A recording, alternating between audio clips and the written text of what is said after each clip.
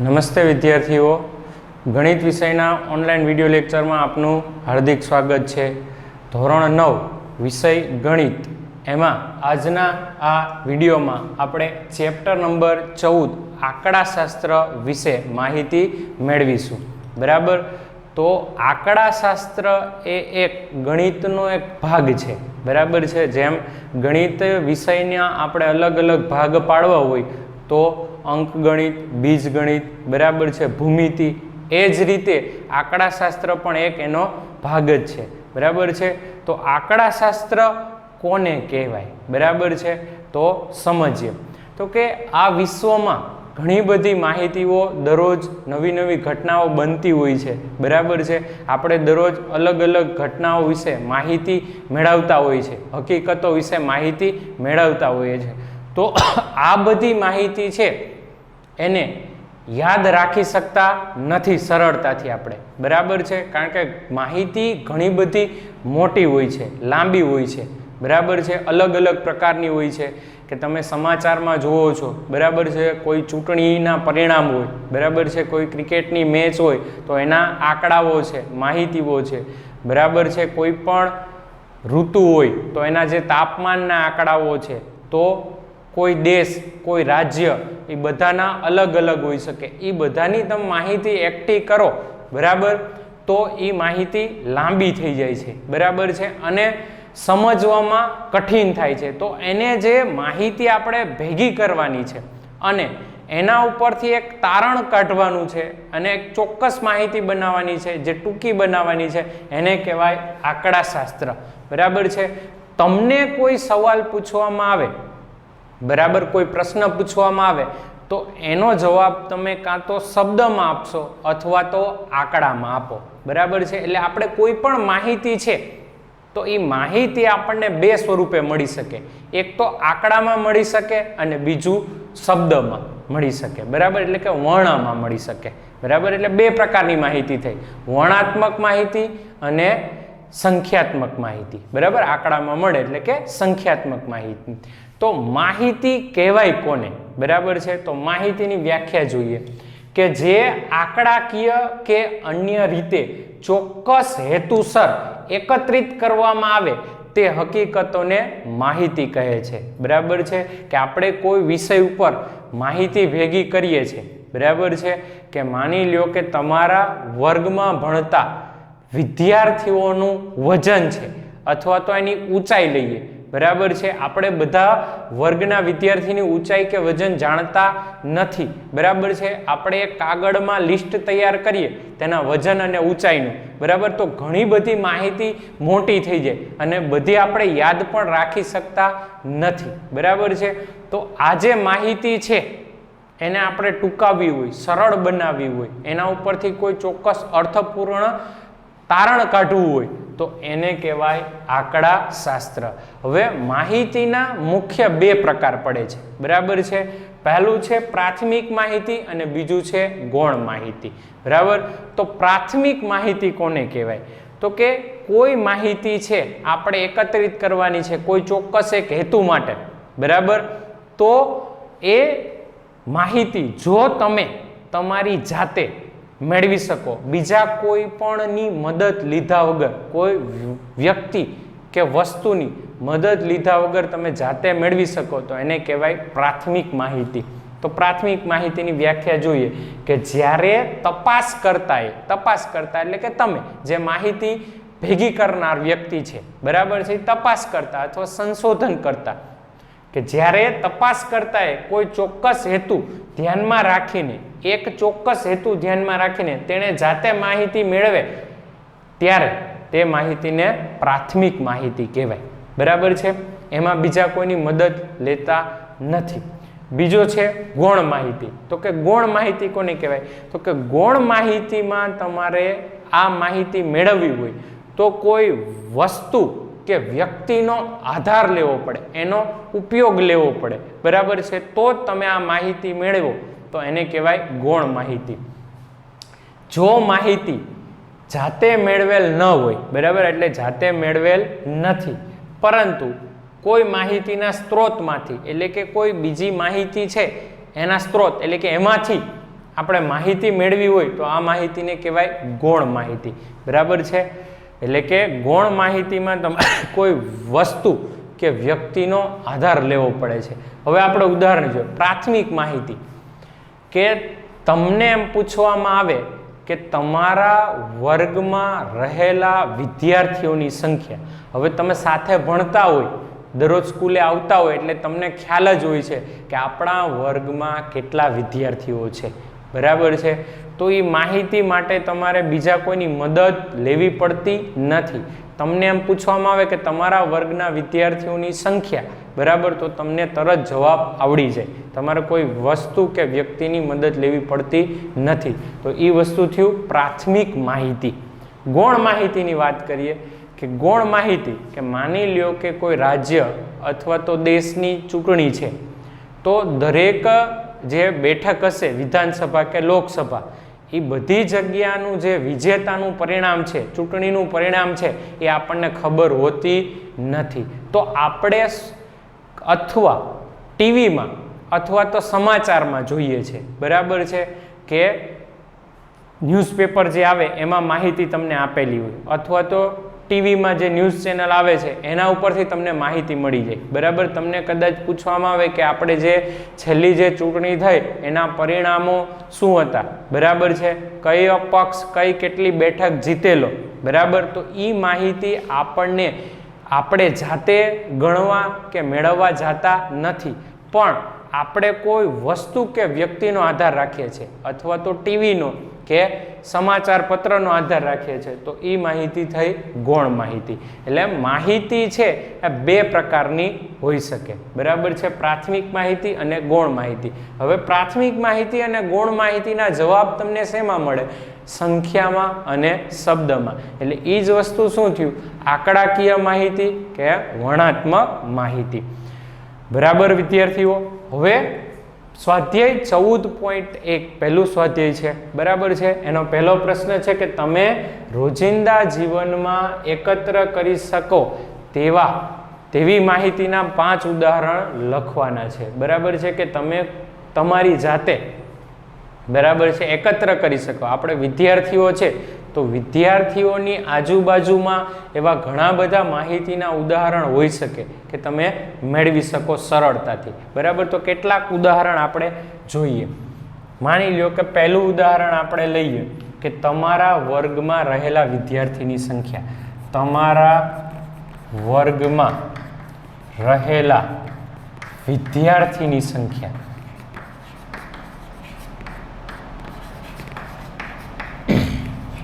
તમારા વર્ગમાં જે પણ વિદ્યાર્થી હોય તેની તમે સંખ્યાની માહિતી મેળવી શકો. બીજું ઉદાહરણ લઈએ કે તમારા વર્ગમાં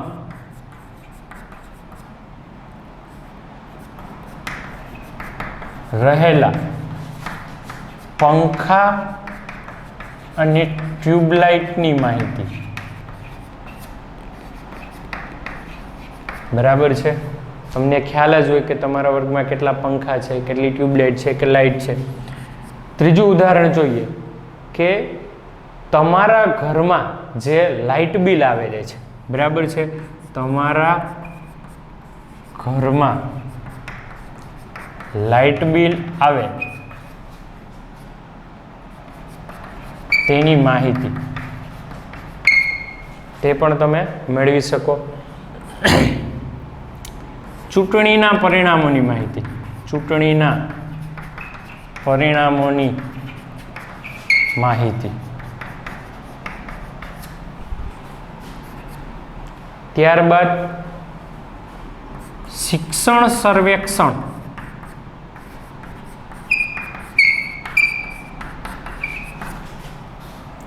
ના આંકડાઓની માહિતી.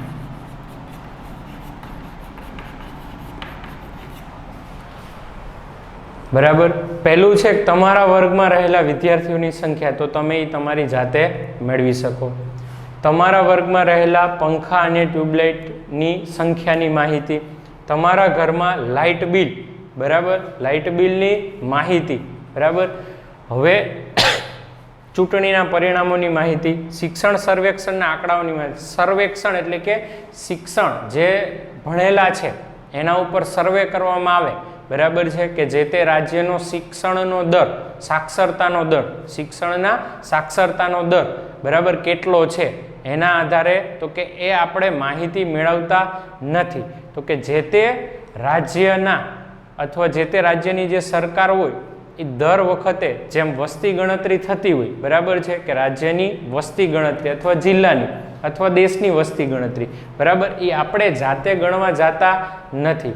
તો કે જે તે રાજ્યની જે સરકાર છે એના અધિકારી દ્વારા એ ગણતરીઓ થતી હોય છે. શિક્ષણ સર્વેક્ષણની એટલે કે સાક્ષરતાનો દર કેટલો છે તેની, વસ્તીની ગણતરી, બરાબર છે, ચૂંટણીના પરિણામોની માહિતી, બરાબર છે, એ પણ આપણે ચૂંટણીના જે કે મત છે આપણે ગણતા નથી, આપણે સમાચારો અથવા તો ટીવી દ્વારા એના પરિણામો મેળવીએ છીએ.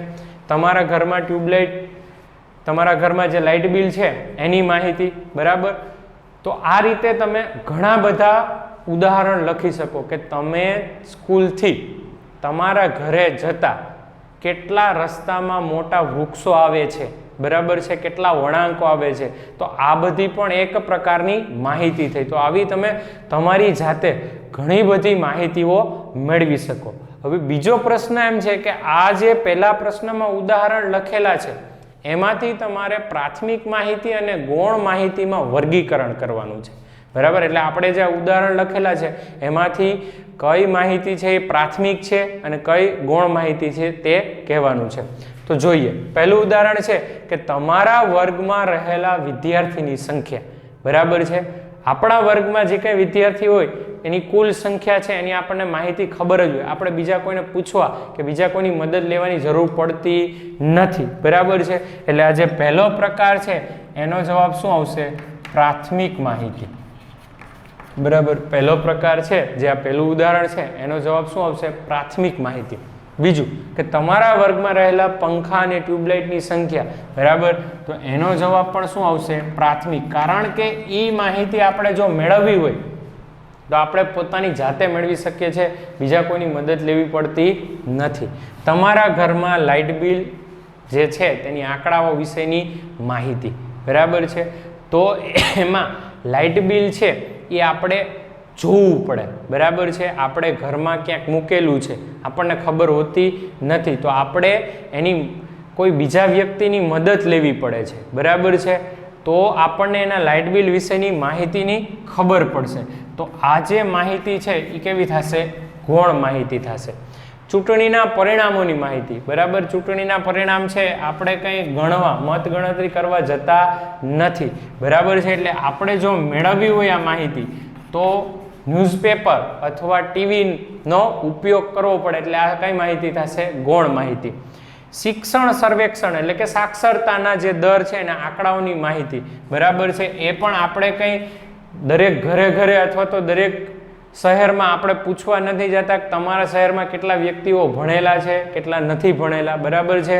તો આ પણ કેવી થશે? ગૌણ માહિતી. કારણ કે આપણે આ જો માહિતી મેળવવી હોય તો આપણે કોઈ પણ સરકારી જે કચેરી હોય કે જેમાં વસ્તી ગણતરી થતી હોય, સાક્ષરતાનો દર વગેરે જે ગણતરી થતી હોય એનો આપણે ઉપયોગ કરીને મેળવી શકીએ. તો આ રીતે ઘણી બધી પ્રકારની માહિતી હોય, પણ માહિતીના મુખ્ય બે પ્રકાર છે, પ્રાથમિક અને ગૌણ. જે જાતે મેળવી શકીએ છે એને પ્રાથમિક માહિતી કહેવાય, અને બીજા કોઈ વસ્તુ કે વ્યક્તિનો આધાર રાખવો પડે એને કહેવાય ગૌણ માહિતી. હવે આ માહિતી આપણે જોઈ ગયા, હવે માહિતી કઈ રીતે એકત્રિતકરણ થાય છે અને એની રજૂઆત કઈ રીતે થાય તે જોઈએ. માહિતીના પ્રકાર જોયા, હવે માહિતીની રજૂઆત કઈ રીતે કરી શકાય, બરાબર છે, દર્શાવી કઈ શકાય તે જોઈએ. કે ગણિતની એક કસોટીમાં 10 વિદ્યાર્થીઓએ મેળવેલ ગુણ નીચે મુજબ છે, બરાબર છે. તમને 10 વિદ્યાર્થીઓએ એક પરીક્ષા લીધી અને એમાં ગણિત વિષયના માર્ક જે મેળવેલ ગુણ છે એ આપેલા છે 55, 36, 95, 73, 60, 42, 25, 78, 75 અને 62 આ રીતે માર્ક આપેલા છે.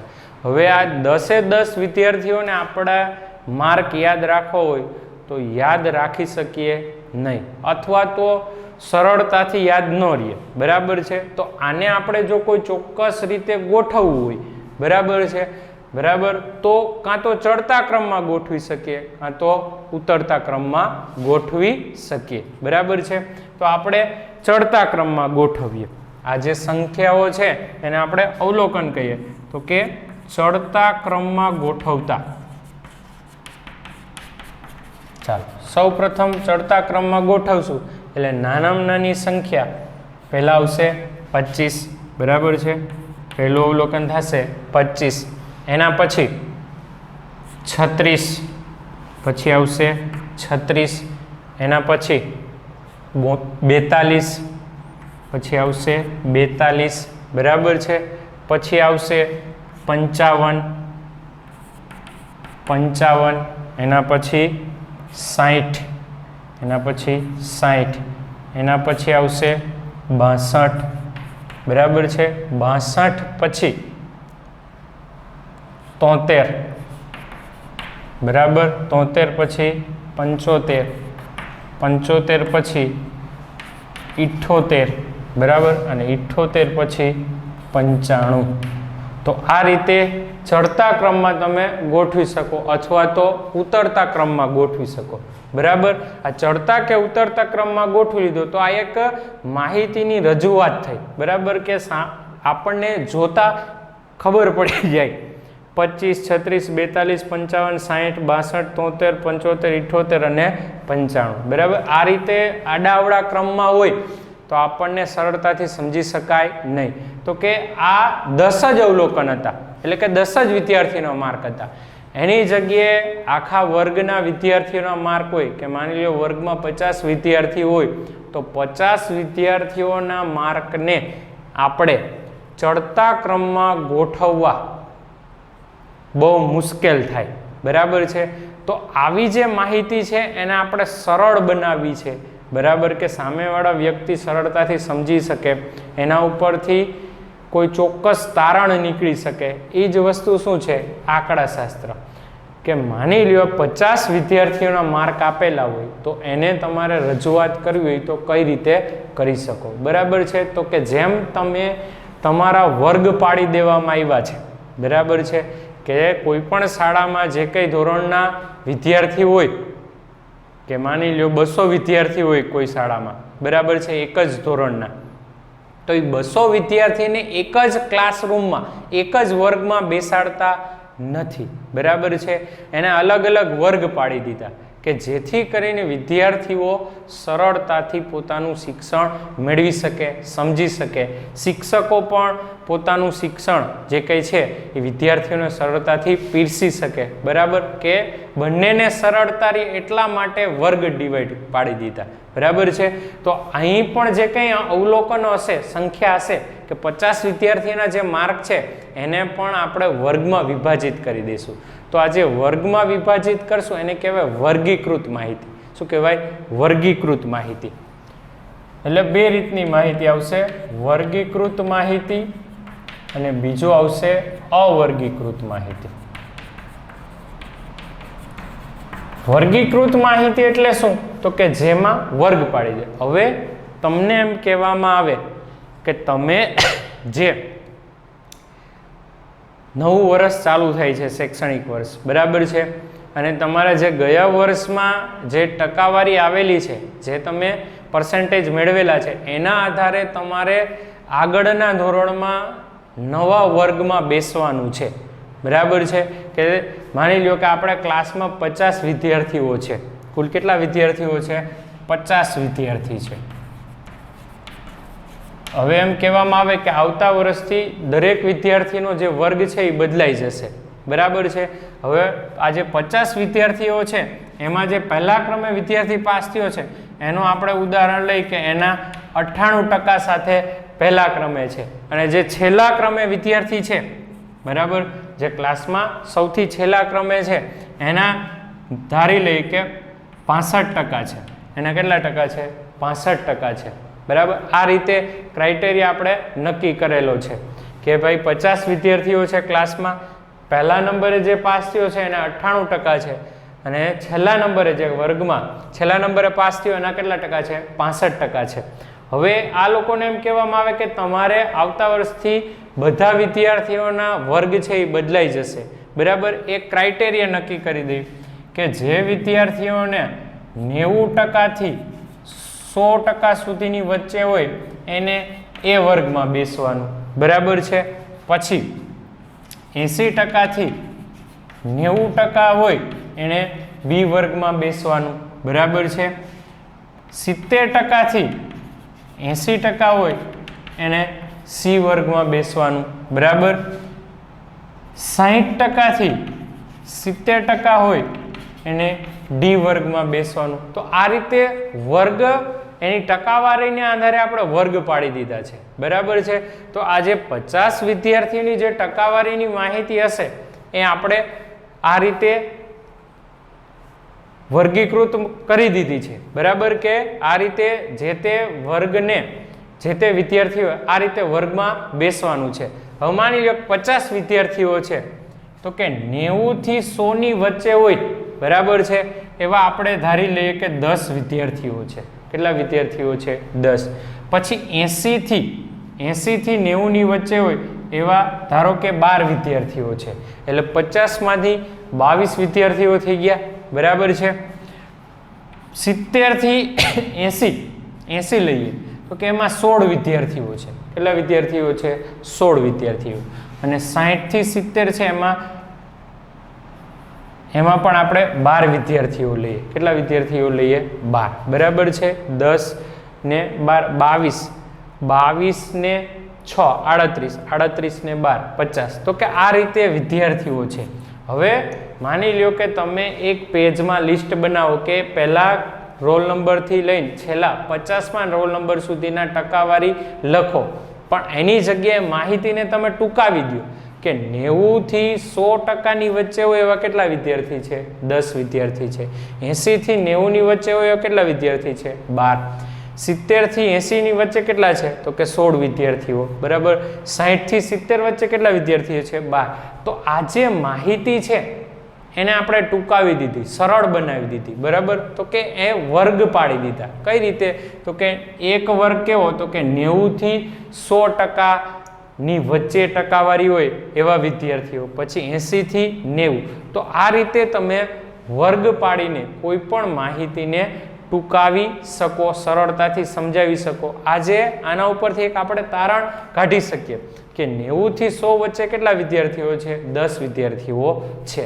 તો આ વસ્તુ થઈ આંકડાશાસ્ત્ર. હવે તમને આખું લિસ્ટ આપેલું હોય પેજનું અને તમને કહેવામાં આવે કે 90 થી 100 ની વચ્ચે કેટલા વિદ્યાર્થીઓ છે, તો આપણને માહિતી મેળવતા વાર લાગે, બરાબર છે, અને સરળતાથી સમજી પણ ન શકીએ. પણ આ રીતે વર્ગીકૃતમાં માહિતી બનાવી દીધી હોય તો આપણે સરળતાથી સમજી શકીએ.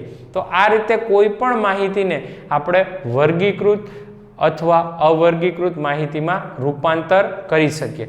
હવે માની લ્યો કે વિદ્યાર્થીઓની ટકાવારીનું જ આપણે ઉદાહરણ લઈએ, બરાબર છે. તો કે આપણે જે વર્ગ પાડેલા છે, બરાબર, કે 60% થી 70% સુધીનો પહેલો વર્ગ, બરાબર છે. પછી 70% થી 80% સુધીનો બીજો વર્ગ, 80% થી 90% સુધીનો ત્રીજો વર્ગ, 90% થી 100 સુધી, બરાબર છે. તો કે આપણે જે ધારેલું હતું એ મુજબ કે પહેલા ક્રમે જે વિદ્યાર્થીઓ છે એના 98% છે અને બીજા ક્રમે જે વિદ્યાર્થી છેલ્લા ક્રમે જે વિદ્યાર્થી છે એના 65%. એટલે આ 98 થી 65 સુધી બધા વિદ્યાર્થીઓનો સમાવેશ થઈ ગયો, બરાબર છે. તો આ રીતે આપણે 4 વર્ગ પાડીએ તો આપણું જે પરિણામ આવેલું છે એના આધારે આ 4 વર્ગમાં દરેક વિદ્યાર્થીનો સમાવેશ થઈ શકે. તો આ જે વર્ગ પાડેલા છે, બરાબર, પહેલો વર્ગ છે 60 થી 70. એમાં જે નાની સંખ્યા હોય, બરાબર, આ જે નાની સંખ્યા છે એને કહેવાય અધઃ સીમા. એને શું કહેવાય? અધઃ સીમા. આ જે નાની સંખ્યા હોય અને મોટી સંખ્યા હોય એને કહેવાય ઉધ્વ સીમા. એને શું કહેવાય? ઉધ્વ સીમા, બરાબર. દરેકમાં કે ભાઈ આ 70 થી 80 નો વર્ગ છે, બરાબર, તો આ 70 ને કહેવાય અધઃ સીમા અને 80 ને કહેવાય ઉધ્વ સીમા, બરાબર છે. તો આ રીતે વર્ગ તમે પાડી શકો. અહીં જે આ બંને અધઃ સીમા અને ઉધ્વ સીમાની તમે બાદબાકી કરો, બરાબર, આ જે અધઃ સીમા છે 60 અને ઉધ્વ સીમા છે 70, એની તમે બાદબાકી કરો એને કહેવાય વર્ગ લંબાઈ. એને શું કહેવાય? વર્ગ લંબાઈ, બરાબર. તો કે 60 અને 70 ની બાદબાકી કરશો એટલે બાદબાકીનો જવાબ આવે 10, બરાબર. એટલે વર્ગ લંબાઈ કેટલી થઈ? 10. એટલે કે આ વર્ગમાં 10%, બરાબર, 60% થી 70% સુધી, એટલે 10% સુધીના જે વિદ્યાર્થીઓ હશે એનો સમાવેશ આ પહેલા વર્ગમાં થશે, બરાબર છે. હવે માની લ્યો કે આપણે અત્યારે જે ટકાવારી ધારી લીધી છે એ બધી પૂર્ણ સંખ્યાઓ છે, બરાબર છે, કે 60%, 75%, 72%. દશાંશ સ્વરૂપમાં એટલે કે પોઈન્ટમાં કોઈ સંખ્યાનો સમાવેશ નથી. તો દાખલા તરીકે કોઈ વિદ્યાર્થીને 80.66% આવે છે, બરાબર. કેટલા આવે છે?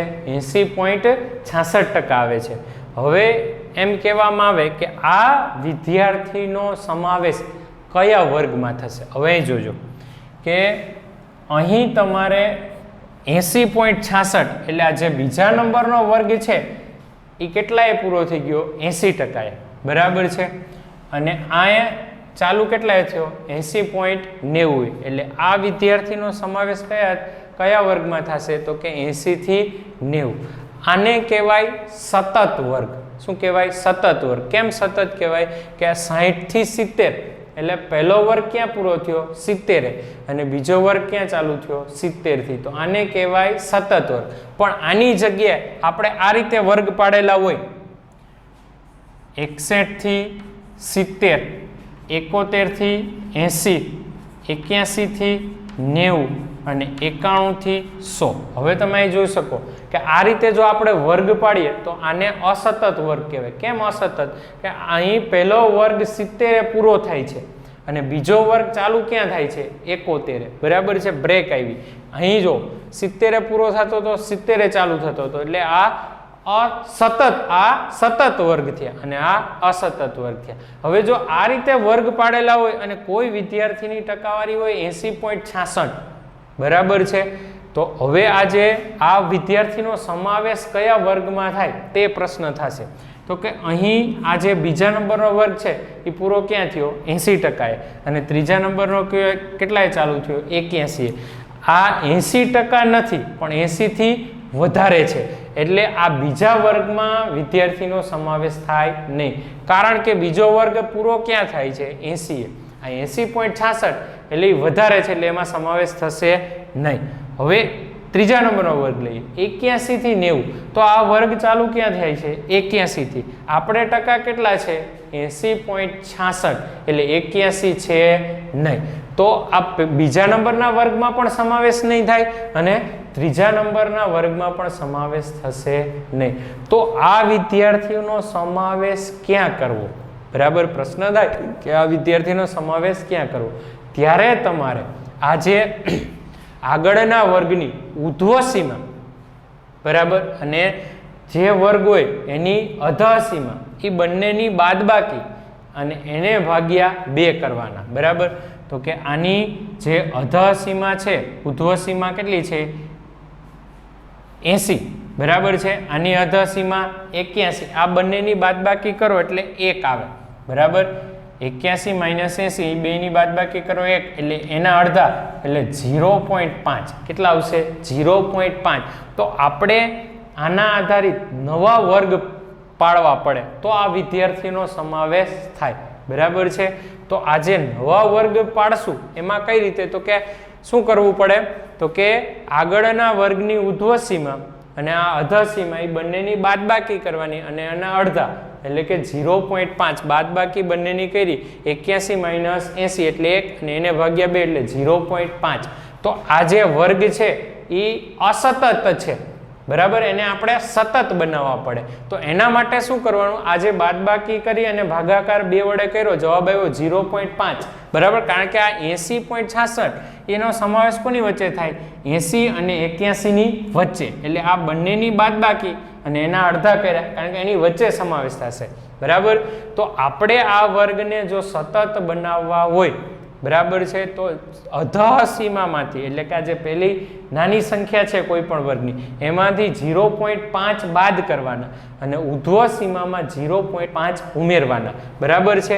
એટલે નવા જે વર્ગ તૈયાર થશે, નવા વર્ગ તમારે તૈયાર થશે કે 60 61 માંથી આપણે બાદ કરીએ એટલે 60.5 બરાબર છે અને આમાં 0.5 એડ કરશું એટલે 70.5 બરાબર છે પછી અહીંયા આવશે 70.5 થી 80.5 અહીંયા આવશે 80.5 થી 90.5 અહીંયા આવશે 90.5 થી 100.5 બરાબર છે આ રીતે વર્ગને સતત બનાવવા પડે હવે આપણી જે ટકાવારી હતી 80.66 તો એ વિદ્યાર્થીનો સમાવેશ કેમાં થશે 80.5 થી 90.5 એટલે કે આ ત્રીજા વર્ગમાં એનો સમાવેશ થાય બરાબર એટલે કોઈ પણ માહિતી છે એને આપણે લાંબી માહિતી હોય એને ટૂંકી બનાવવી હોય તો એનું વર્ગમાં વિભાજન કરવું પડે બરાબર છે આ રીતે રજૂઆત કરી શકીએ